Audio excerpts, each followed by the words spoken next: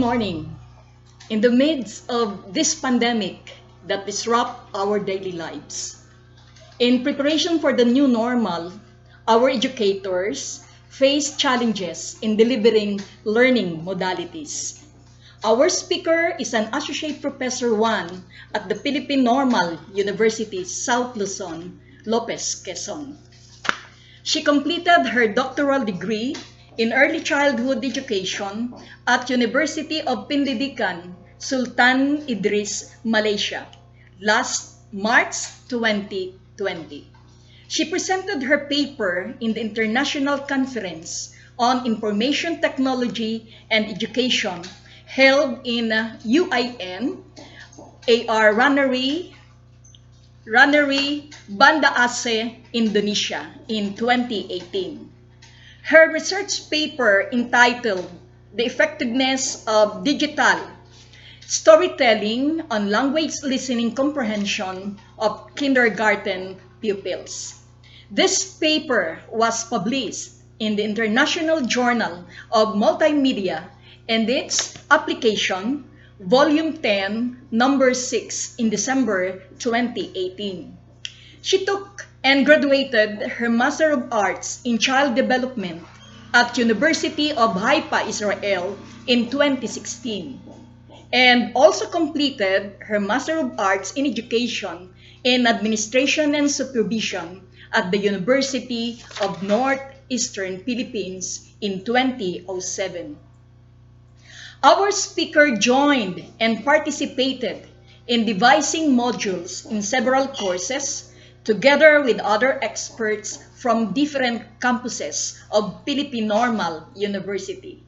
She has an earnest desire to share 40-minute talk that will shed light to expound on how to design and to provide learning intervention. Our speaker expertise and competence will probably serve as an avenue to familiarize the importance of flexible learning to our learners. Finally, please join me in welcoming our speaker, Dr. Amor F. Loniza.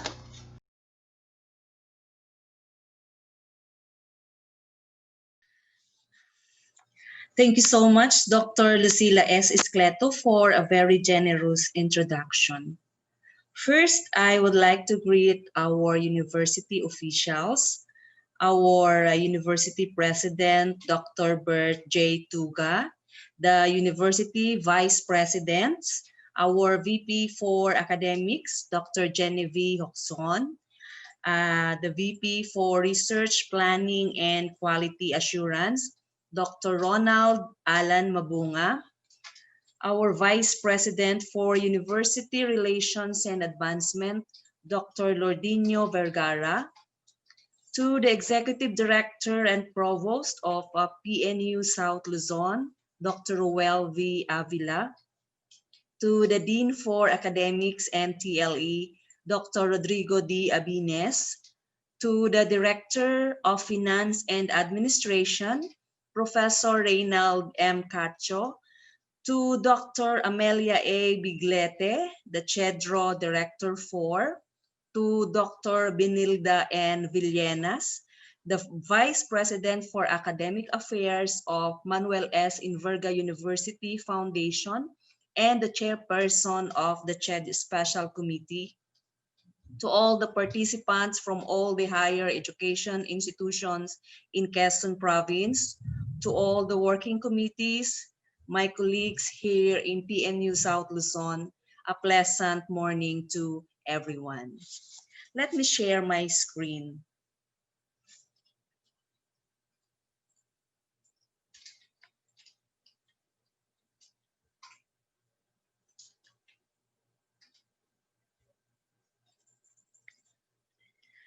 Okay.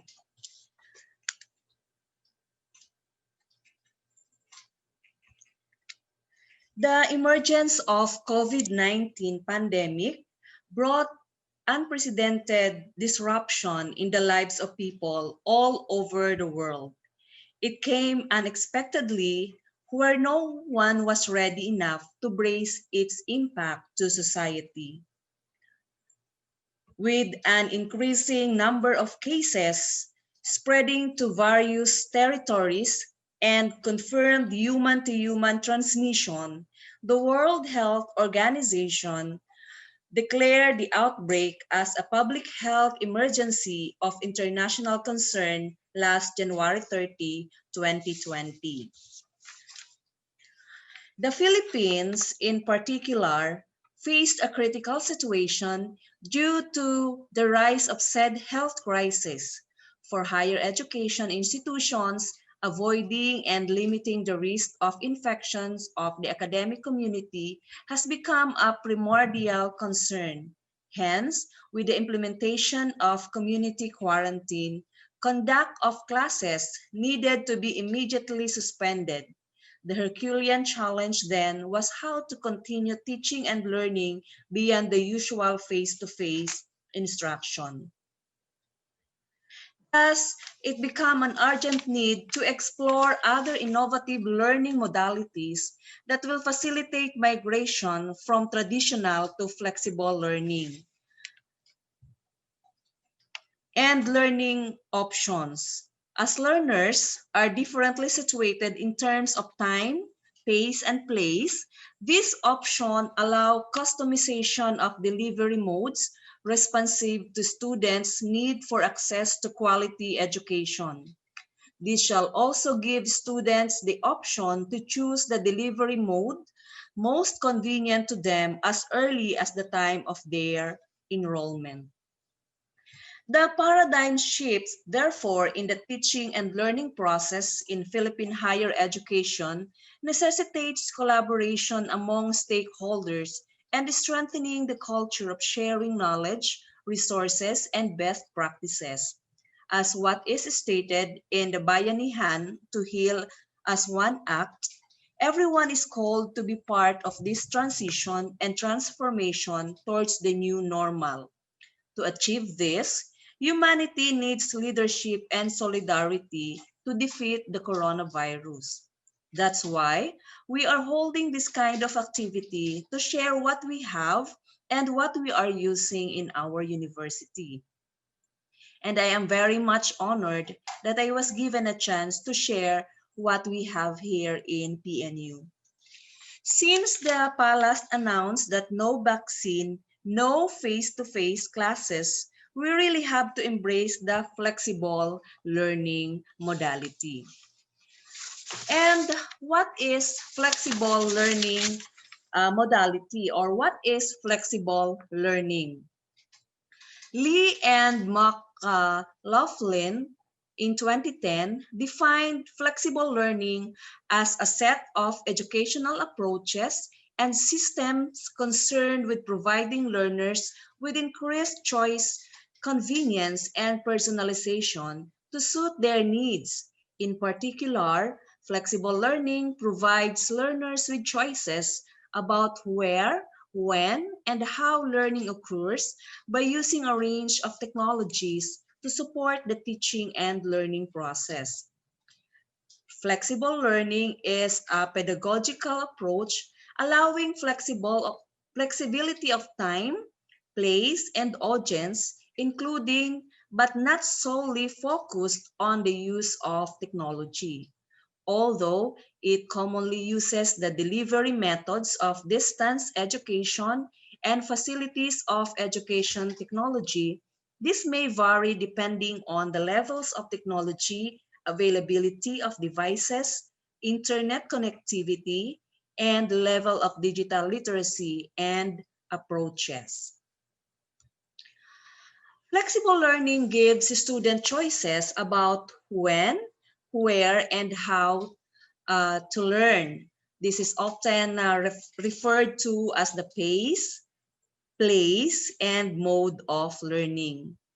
PACE encompasses accelerated and decelerated programs, part-time learning recognition, and prior learning and associated credit frameworks, while the place refers to the physical location of learning, whether it takes place in classroom or is completed at home while commuting or as part of a work-based experience. While the mode refers to the ways that technologies can be used to deliver learning in fully online blended or technology enhanced experiences. That's according to Gordon in 2014. The six pedagogical ideas that form a framework for flexible learning are as follows. So in this model, the six pedagogical ideas are interrelated and overlapping. With one idea, learner empowerment at its core. In flexible learning, the balance between instruction in fundamental ways with implications for pedagogical dynamics and the learner-educator relationship. This model of learning challenges the authority of the expert educator and makes space for an enhanced contribution from the learner by changing the dynamics of learning interactions as well as confronting the power frames that underpin the academic project as a whole. Let us discuss it one by one. Learners' empowerment works to involve students more actively in the process of learning and thereby in the process of reshaping teaching and learning processes. Here, flexibility is about reframing the relationship between students and instructors as collaborative and as co-creators of knowledge. Learner empowerment can be achieved through the use of participatory, transformative, and active pedagogies that position students as peers with valuable contribution to make to curriculum design and teaching approaches. While future-facing education enables students to think creatively and flexibly about future, to generate alternative visions of future possibilities, and to initiate action in pursuit of those visions. To achieve this, students need to be provided with the skills and confidence to address complex, uncertain, and changeable problems, to understand different perspectives, envision alternatives, uncover tacit beliefs and assumptions, and plan ways to work towards positive change. The decolonizing education involves diversifying curriculum, creating intercultural understanding and experiences, and giving students the ability to think and work using globally sensitive frames and methods and different cultural perspectives. The goal is to provide a learning experience that enables students to understand global, local connections and links between their lives and the experience of others worldwide, including the political, cultural, economic, and environmental factors at stake and the wider implications for justice and equity. The transformative capabilities reframes learning through a holistic lens, thinking beyond cognitive ability to take into account affective and spiritual dimensions, as well as the lifelong learning that takes place in adult and community education. So, by using transformative learning and critical reflection to engage not just the intellect, but affect, beliefs, and values, students are provided with the ability to challenge assumptions, to respond to complexity, uncertainty, and change, and to not to see the world differently, but to engage and act differently in it. The crossing boundaries places the focus on interdisciplinary and interprofessional learning, taking an integrative and systematic approaches to knowledge and learning that transcend the disciplinary points of focus and specialist expertise that embedded in the academic endeavor. Whether through institutional initiatives or informal learning activities that engage students from multiple departments, these interdisciplinary and interpersonal learning experiences help respond more effectively to societal, economic, and industry concern. The social learning creates flexibility, acknowledging the varied context in which learning takes places beyond the formal curriculum.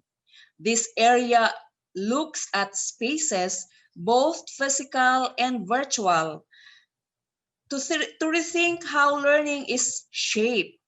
Social learning can take place through co-curricular learning spaces, informal learning, and social interaction, as well as by engaging with forms of technology that focus on interaction and collaboration. To sum it up, flexible learning is a broader term that focuses on the design and delivery of programs, courses, and learning interventions that address learners' unique needs in terms of pace, place, process, and products of learning. It does not necessarily require connectivity. It combines digital teaching with other offline methods such as take-home, reading, and activities.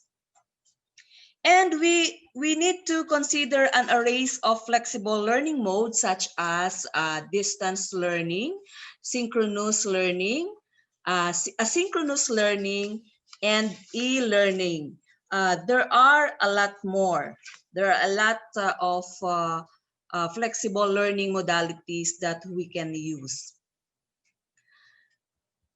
So to make it effective and interactive, we have to utilize a variety of friendly learning tools. Effectively selecting and using learning tools is beneficial to learners in findings and processing information, constructing knowledge, collaborating with peers, expressing understanding, and evaluating learning effects in concrete way.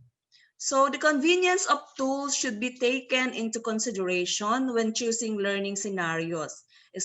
Specifically, tools should be convenient and quick to help teachers effectively produce and manage resources, release notices, and manage students. Help students obtain resources, participate in learning activities, help teachers and students interact in real time, and help teachers, parents, and schools understand students' learning performance and make timely school-home interaction. And we have classification of learning tools. One is tools for resources producing, and there are a lot of categories of tools listed here, the suitable teaching scenarios and the representation tools or representative tools. We also have tools for synchronous live teaching. All types of live streaming software can be used, including software on interactive teaching.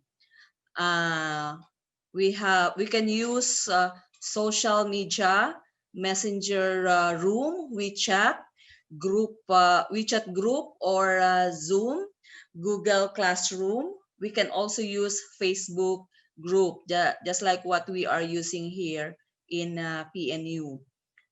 We also have tools for asynchronous teaching, all kinds of online teaching platforms in national level, regional level, and university community level, as well as those launched by universities and enterprises. We can have pre-recorded lectures and send it to the group chat. Then later on, the students will watch the pre-recorded lectures at their own convenient time. And the tools for self-regulated learning, learning apps for all subjects. You can use different learning apps suitable for the courses leading students online, self-learning, orientated by problems or tasks, and based on all kinds of online interactive learning, inspiring students to utilize learning tools to preview, review, or explore a specific topic. Here we can use module or the different learning toolkits. Since in our place we have unstable connection, no doubt that the result of our survey from our student is that they opted to have the printed materials, and most of our students preferred printed materials as a platform for learning. And so, as part of the development of our IM or the instructional materials, we at PNU opted to make a module for our students. Let us first define or discuss what a module is. By definition, learning module is an organized collection of content presented together that can support a course goal, a course objective, a subject, a concept, or a theme. Instructors can set a structured path through the content items using a storyboard or a set of dependencies. So another definition from Russell, he defines modules as an instrument package dealing with a single conceptualized subject matter. Modules are designed to help the students accomplish certain well-defined objectives with the use of module. Instruction can be individualized. The learners can go through the material at their own pace and their own time. They may also be used to complement instruction. Modules as a self-instructional material can be used as a supplementary material to help the student improve his or her mastery and as means to help the student catch up with the missed lessons. Modules also provide students opportunities to direct their own learning while they construct meaningful experiences about the concepts being taught. Several researchers found out that the use of module really works, and an example of that is the research made in modular method in teaching by an Indian principal, Dr. Kandarp Sejpal, showing the different advantages of using module. So these are the different advantages of using module. So developing a module, we have to consider the following. A module must be a self-learning, a self-directed. It should be independent, self-contained. It should also be self-instructional, well-defined, clearly defined objectives or with clearly defined objectives, concerned individual differences, association, structure, sequence of knowledge. Also, in PNU, we are reminded that the module is a part of course pack. A course pack are printed collection of readings assembled by teachers to supplement college and university courses. It is a collection of materials used in the classroom, distributed either in digital file format or photocopied in book format or as class handouts.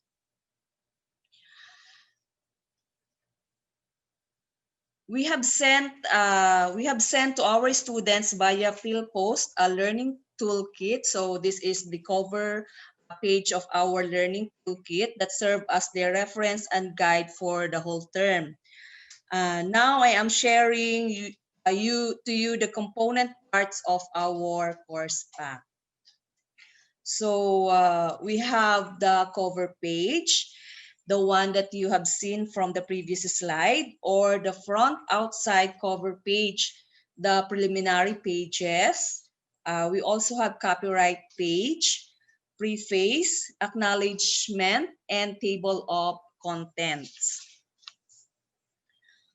For the body inside page, it consists of the following. The first part is the course overview. The course framework. Under the course framework are the following. Course description, the course intended learning outcomes, the entry standards, the class limitation, teaching facilities, learning management tools, and module of delivery instruction, which I will be discussing to you in details later. I am just presenting the outline form. These details under course framework are just pure description of all the things that would be needed in our course pack. The module here, the module proper, here in the module, we have 3 to 4 or 5 modules, depending on the course intended learning outcomes and depending on the nature of discipline. It's up to you how you will do the task analysis or how you will divide it. Each module has the following parts: introduction, content or target learning outcomes, essential questions, and the pretest. After these preliminaries in our modules comes the lesson 1. There is also an introduction of the lesson. After lesson 1 is lesson 2, depende kung ilang lesson meron ang gagawin ninyo sa isang module. Just like what we did in our module sa PE, we prepared 3 lessons, and after all those 3 lessons, there will be an assessment or the post-test. And then we have the reflection and the references. And the last part of our course pack is the summative test. It's just like an achievement test and will serve as a final exam that we give to our students at the end of the whole duration of the term or the semester. Now let's move on to the more comprehensive discussion of the inside page. So this is the example of the copyright page. Because the cover page is just a template, let us discuss what is in the body inside page. First is the course overview. This is the first thing that our students will be reading. So let's make it more appealing and captivating. Course overview, a comprehensive introduction consists of a general introductory statement, overall purpose of the flexible material, modules that make up the material, importance of the flexible material, corresponding learning outcomes, expectations from the learners. So this is one example. I also have one example here. Let me read. The school and the curriculum has been a significant academic field of study in all teacher preparation programs. It entails essential knowledge for aspiring teachers who are considered as primary deliverers of the school curriculum. So we can consider this as the introductory statement. This learning material is prepared to develop learners the needed knowledge, skills, values, and attitude to survive in the teaching profession in the 21st century and 21st century education. So and Education 4.0. So we can consider this as the purpose. As future teacher, this course prepares you to be equipped with the essential of a teacher as a deliverer of the curriculum. So see, this is the importance of the course. It composed of 3 modules which coincide with the expected outcomes you must develop after accomplishing the material. A critical discussion on past, preset, and present and future trends highlights the course pack as the learner engaged in revisiting historical background, relating it with present and formulating future perspective in curriculum, allowing each learner to reflect on what might be an improvement or enhancement to obtain quality education. So there is module and learning outcomes there. It is expected that at the end of the course, you have achieved all the outcomes and is able to perform all tasks involved. At the end, the teacher hopes to see in you a teacher who can carry out the curriculum with fidelity and competence. That is our expectations. Okay, so that is that is just a sample of a course overview. The next is the course framework. Under the course framework is a course description. And here is the sample of the course description. This is the easiest thing to do because you just have to copy the description in our syllabus. And the next is the course learning outcomes. The same with course description. You will also just copy what is in your syllabus. Okay, so here is the enumerated course learning outcomes that I have copied in our syllabus in PE 1. So the class limitation, this part provides for the limitations which influences that cannot be controlled. They are shortcomings or conditions that place restrictions on the conduct of sessions using the flexible material. They are the boundaries that have been set in the conduct of classes and utilization of the material. Next is the teaching facilities and equipment. This is also a list of teaching facilities and equipment and each description. So we have to write down also the list of facilities and equipment and describe how it is to be used in our course. We also have the learning management tools. Provide the list and description of the LMS to be used and how it will be utilized. Example, the Google Classroom, how will you describe that? And the Facebook, the Messenger, all the Google Quiz. So we can include or we can list all the LMS that we will be using. The next is the mode of delivery instructions. We just have to define the different mode of delivery instruction. This part provides a list and description of each mode on how the teacher delivers the course.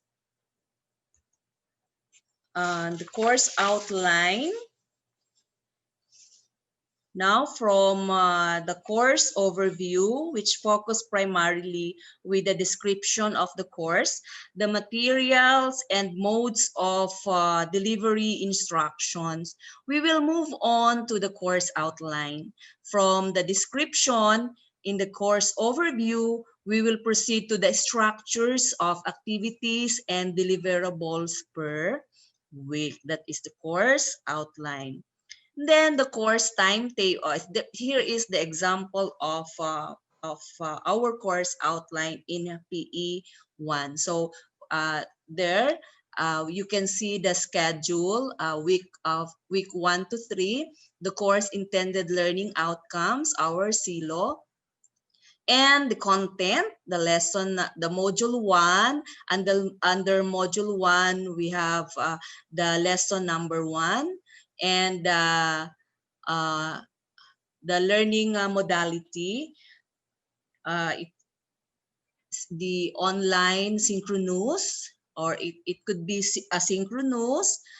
We also have individual consultation, coaching, and the mode of assessment, and of course, the materials, or the materials that we will be using. Okay, next is the course timetable. The course timetable is the course timetable establishes the rhythm and routine, sets the duration of a particular lesson or unit, prevents waste of time and energy, shows what should be done on a particular time, ensures accomplishment of tasks on time, and learners can track their performance for enrichment for coping mechanism. So the course timetable will determine the date when to make the different activities. We also include here when to submit the different requirements. Next is the assessment plan. The assessment plan includes the pre-test, the post-test, and table of specification. Includes also assessment tools used in the modules. Presents the assessment tools used in each topic, and rubrics are also described. Okay. So before going to the module, here is the general instructions. In here, we give the instruction in a general way. So your general instruction depends on the nature of the discipline that you are teaching. Now let's proceed to the module proper. This is now a challenge to us in writing. In writing the module, the first thing that we will think is, what should be the title of our module? In writing a title, we should consider the, so this is the cover of our module in physical activity towards health and fitness 1, movement competency.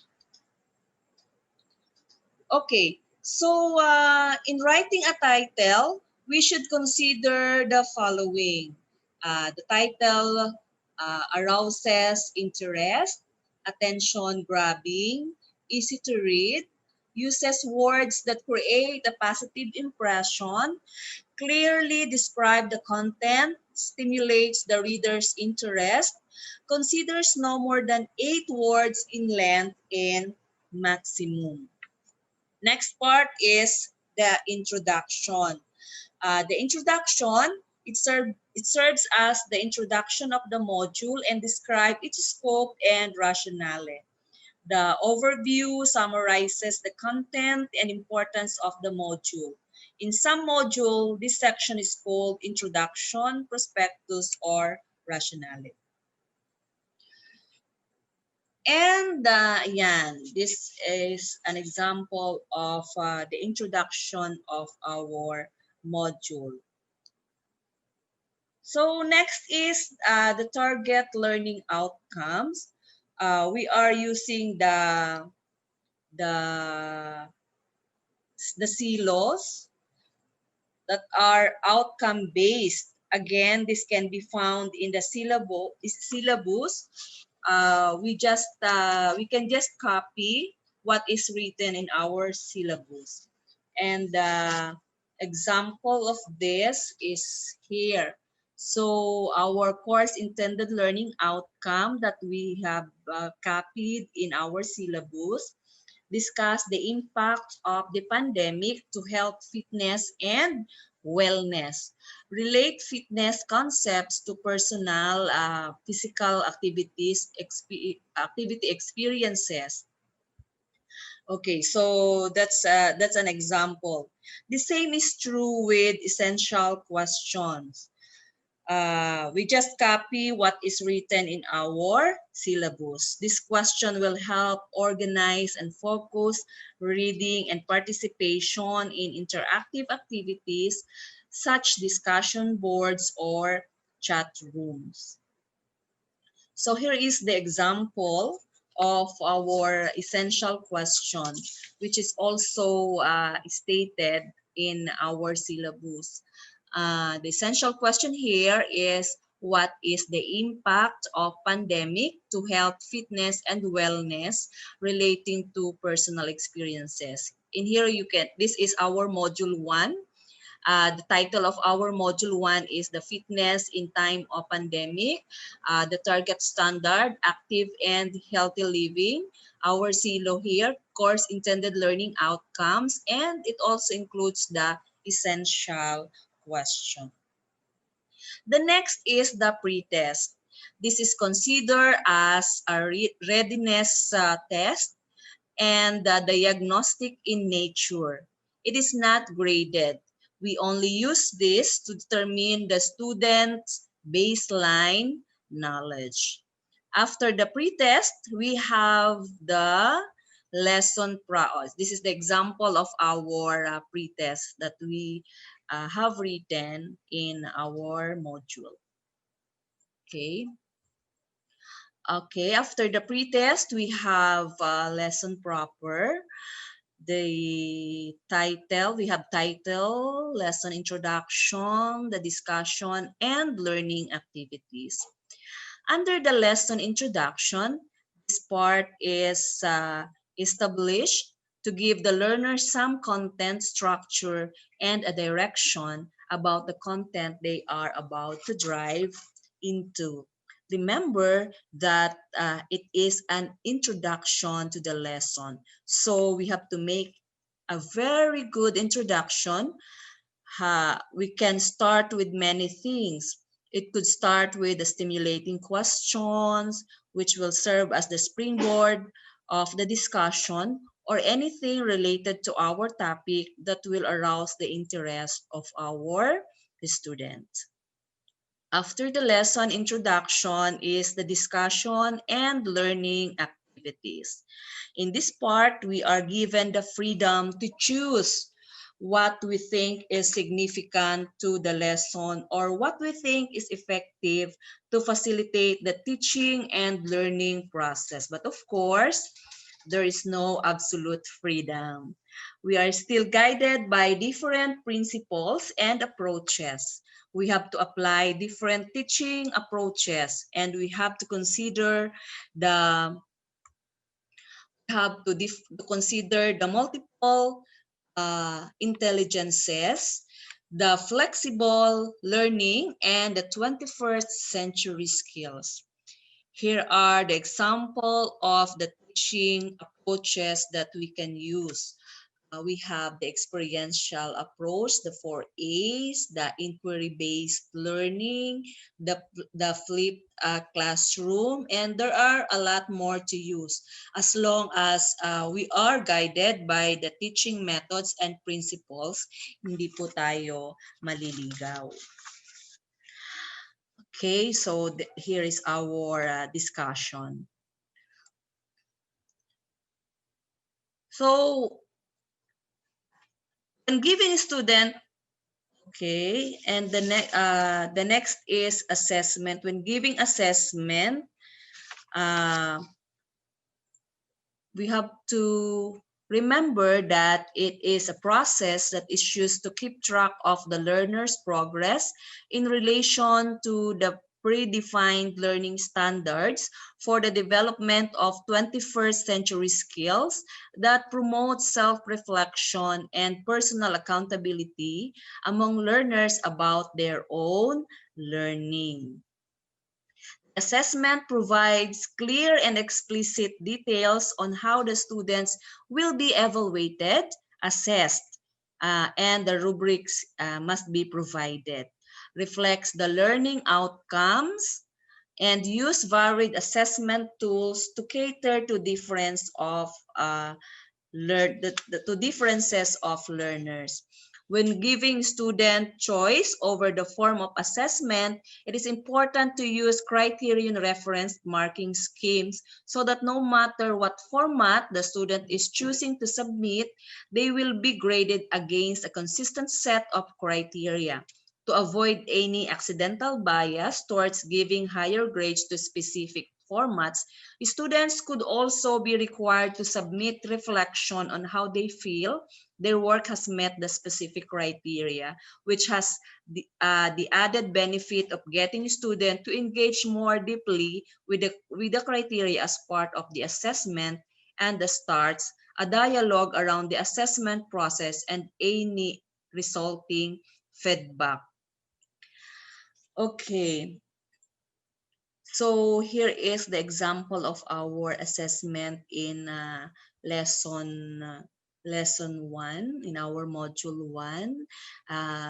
The direction: list down your top 10 daily physical activity engagement during the quarantine period. And then we have this one, and we also have this one. Kasama po dito ang yung rubrics kung paano i-grade. Okay. Yan. So after the assessment is the assignment. But in flexible learning, we cannot consider it as assignment. Instead, we regard it as related readings. We may provide the link or include related articles for continuity of the lesson and, of course, an enrichment. And then we have reflection. Reflection is a process of reflecting on your experience in order to learn from that experience. We always ask our student to make a reflection, and this is the effective part of the lesson. After that is, ayan, here is the example, the guide questions, so that our students can make their reflection based on the guide questions stated here. And we also have reflective essay rubrics, the organization, the content, and the timeliness of submission. Okay, ayan. So these are the course requirements for Module 1, Module 2, Module 3, and Module 4. Okay, the suggested revised grading system. Okay, so we also have here the course policies in flexible learning. After that is the reference. This is very critical, or the critical part of our module, because we have to subject our material to copyright. So everything that we have included in our module must be reflected in the reference to ensure that we do not violate, or when it comes to intellectual property is concerned, we also recommend the use of APA, and we need to be very accurate in writing the names, the year and the title. Remember, it will give the credibility of to our module, and of course we need to be more consistent. Now is the time for summative test. So the summative test is considered a comprehensive examination for our students. So after everything, after studying all the modules, in PNU, we recommend that we develop the summative test in let type. The formulation of the questions will be let type. It is a multiple choice type of test, and we hope to have at least 100 items. Of course, we also need to include the developer's profile. If you are the sole writer of the module, you include your bio note. This is to show ownership. In our case, kasi in PE, all the faculty from all the campuses who are teaching PE went through a series of workshops in order to come up with our module. This is a collaborative effort of all the faculty handling the subject. Each group was tasked to make one module with at least 3 to 4 lessons. At kami, yung grupo namin, we were assigned to make the module 1. So from lessons 1 to 3. The module 1, I think, consists of lessons 1 to 3. Okay. So let's constitute our course pack by just following the guidelines on how to make modules. I'm sure you can make it with flying colors. I know your institution have also set your own guidelines in developing a course pack. What I have presented is not prescriptive. I just share what we've done. You can also share your own version of your course pack or toolkit or the module during our workshop and the presentation of your output later this afternoon maybe. We can learn from each other's work. So before I end my presentation, I want to leave this to everybody. If we are truly effective teachers, then we are creating autonomous, independent, and self-directed learners. That's borrowed from Robert John Meehan. So thank you so much for listening, and may God bless us all. Stay healthy and protected. Again, good morning to everyone.